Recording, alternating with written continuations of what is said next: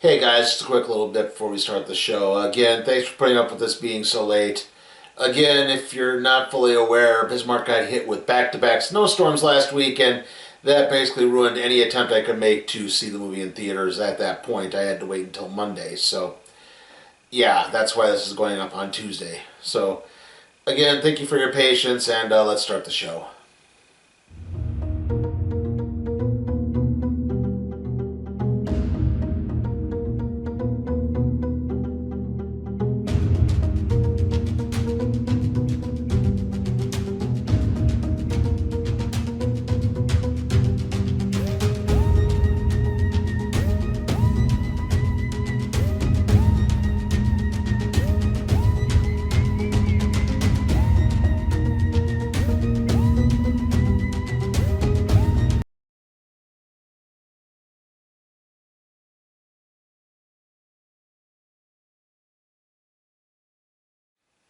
Ever since helping the Na'vi overthrow their human oppressors, Jake, Sully, and Neytiri have settled down and begun raising a family. They have 2 sons, a daughter, as well as 2 adopted children. Kiri, the offspring of Dr. Augustine's inert avatar, and Spider, the son of Colonel. However, that peace is soon shattered, as it turns out the Earthmen have returned, and have now added a new secret weapon in the form of the resurrected avatar, the Colonel, and Sully's fellow Marines. Realizing the Colonel is hell-bent on destroying Sully and his family, Jake has no other choice but to leave the land of Pandora and head over into the seas. However, as they try their darndest to avoid war, it seems that war just keeps tailing behind them, as the Colonel and his group are soon following behind. However, there's also something involving an anti-aging serum, Kiri has psychic powers, and Spider got taken hostage and is working with his father under the threat of possible mind extraction torture. This is Avatar, the Way of Water. So, yeah, I think that summed everything up pretty nicely. Yeah, sorry, that took a lot to summarize because I had to try to remember names, and yeah, Avatar has great effects, a great gimmick with the 3D and everything, but the characters are just completely forgettable. Like, I hammered home that the character's name was Jake Sully, and obviously the Sully family, but other than that, I had problems remembering other names of the characters in this. I really tried. Like, Kira was the only other one I kept really Kira and Spider, just because of how kind of unique they were, and how they're kind of setting up for future films in those 2 characters. Like I said, Kira has some form of psychic abilities or a psychic connection to the planet. However, this is already being passed off as some form of epilepsy, and she's also trying to figure out who exactly her father is and how she came to be. There's a point where she plugs into the Reef People's life tree and gets a vision of Dr. Augustine's human form, who tries to explain something, but then it all falls apart and she has a seizure. And, the other half of this is kind of a acceptance thing, because again, they're having trouble, they're from I forget what they're called, the Na'vi, they're from the tree tribe, and now they're with the water tribe, and they have to learn to fish and ride these water beasts and swim and breathe underwater more, and they're not really trained to do that. They have to really, really fight to do that, and that also becomes a social acceptance thing, because practically all the children are teenagers.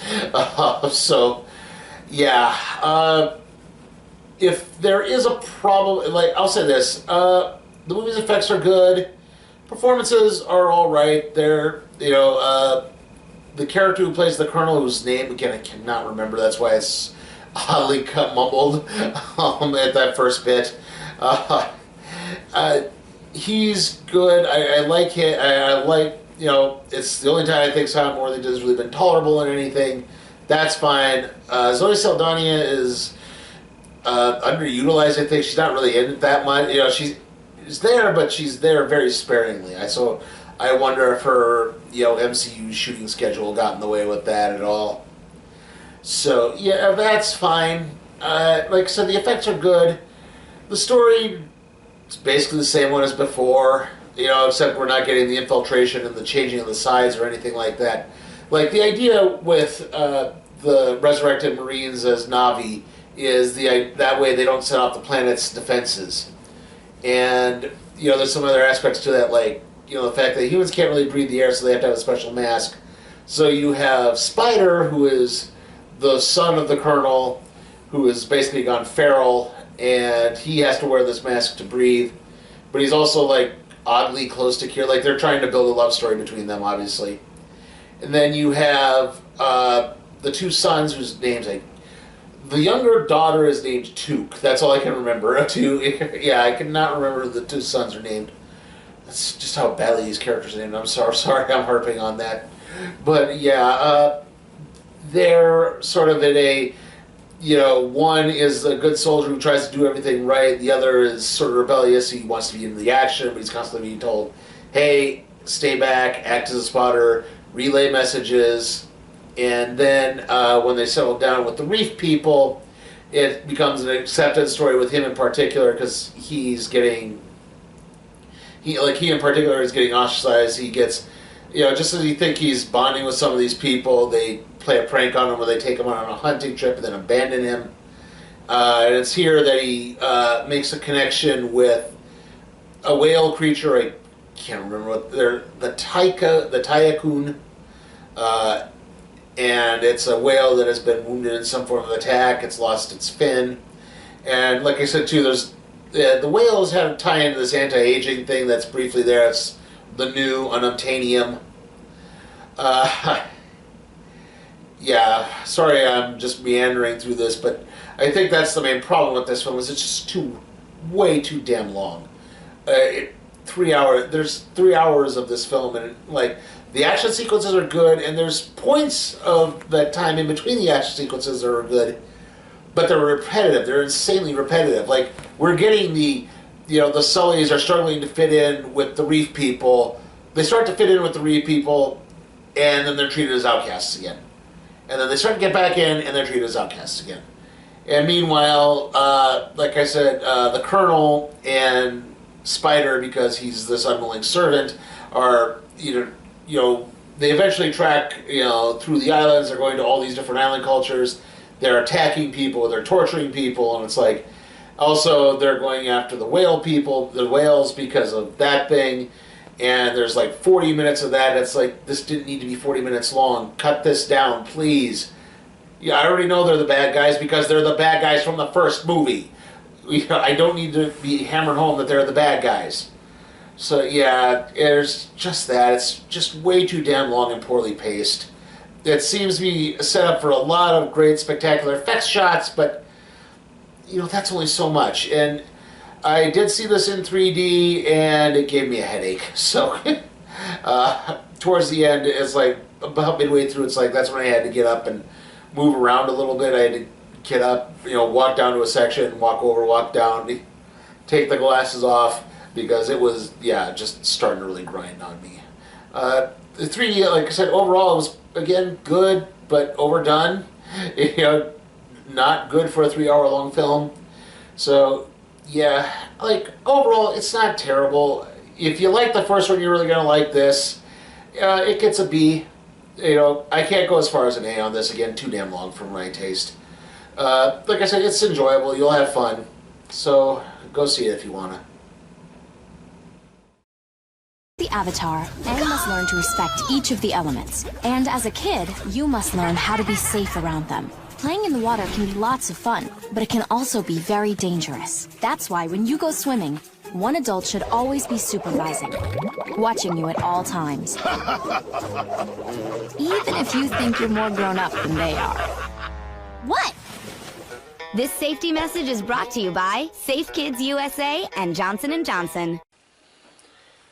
Okay, trailer time, and we've got quite a few trailers to go through here. We have Dungeons & Dragons, Honor Among Thieves, John Wick 4, Shazam, Fury of the Gods, Knock at the Cabin, Creed 3, Guardians of the Galaxy Volume 3, and Ant-Man and the Wasp: Quantumania. Those last two were the 3D trailers because they played them after asking us to put on our 3D glasses, which was kind of aggravating because I thought it was the end of the trailers. So yeah, Knock at the Cabin, that's the new M. Night Shyamalan film. I think Creed 3 is pretty self-explanatory. That was the other one. It was Dungeons & Dragons, John Wick, I think, yeah. Again, pretty self-explanatory there. The Dungeons and Dragons film looks kind of weird. I mean, granted, I know the last two times they tried to do Dungeons and Dragons films, they didn't really take. But I think the problem is you can't just make it for the diehards. You still do have to try to make something like that palatable for a mainstream audience. And every time they try things like that, whether it's the Warcraft movie, the Dungeons and Dragons movie, they get a little too insidery. And it's like, I don't think the people who kind of need to learn it can't. So they just befuddled and like, okay, why should I care about this? And that I definitely got a vibe off of that trailer. I mean, if you're a big D&D fan, you liked it, fine. But yeah, I can't really say that much about it other than that. Okay, so I'm going to try to see if I can do Puss in Boots. I can't guarantee it because of everything just being everything this week and it being right up until Christmas. And yeah, hopefully I can.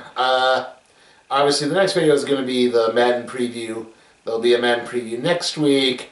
And then the random trade review on All-Star Batman Volume 1. See you all next time.